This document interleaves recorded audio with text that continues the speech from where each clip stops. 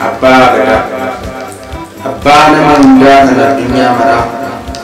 suma abbaan gadaa kan naasaa guutarraa kan addunyaa maraa ajaa'ibaan ilaalu isa abbaan keenya Oromoo kan ijaaru situ hiikuus qaba xaxaa nurra jira abbaa koo yaa kallacha dhugaa maaliin si shallagaa hin qabba hanga sumaan dhufamaati suma jala hunda sidinee baqannee maaliin gallaala abbaa bakkuuf mi'oo kan hortee ganamaa walitti nu qabi suma qabna amma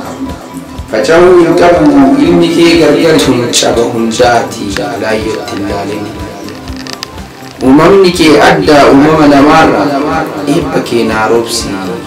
caala waan haaraa abbaan eebbifamee tabba mara baha gadaan eebbifamee fiixee mara gaha waan biraan seenaa uumaa isaatu karra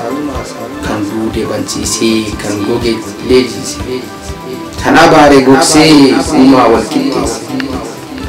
kunoo as gaheera uumaa isaa deebisee uumaa ganamaati ka abbaa abaabilee dhiifnee waan qaroomne seeni hin dogongorina qaroomni kanaadha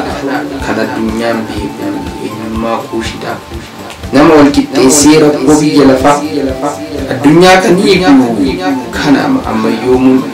dhaloonni gobara beekaan keenya qaaluu isa daandii keenya kan falanuuf fallu lafa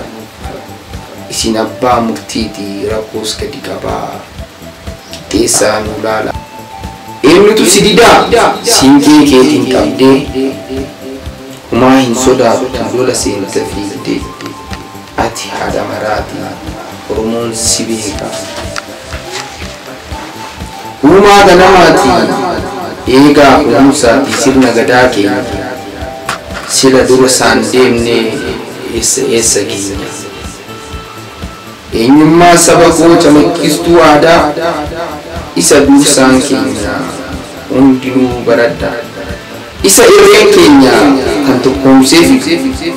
jecha abbaa gadaa eenyuyyuu hin didu uumaa ganamaati kan walitti nu fidu dhagaha abbaa gadaa hundumti saba koo waan feeti uumamtu isatii gara koo isin qabee jira odaa roobaneeti waadaa naaf galaa kan tarkaanfadhee deemu walangee dhiideetiin jedhaa naa kakadhaa warroonni siyaasaa gadaan hin uffamne guddaadha bu'aansaa eenyummaan keenyallee iseetu beeksise eenoo kabirtaa galatooma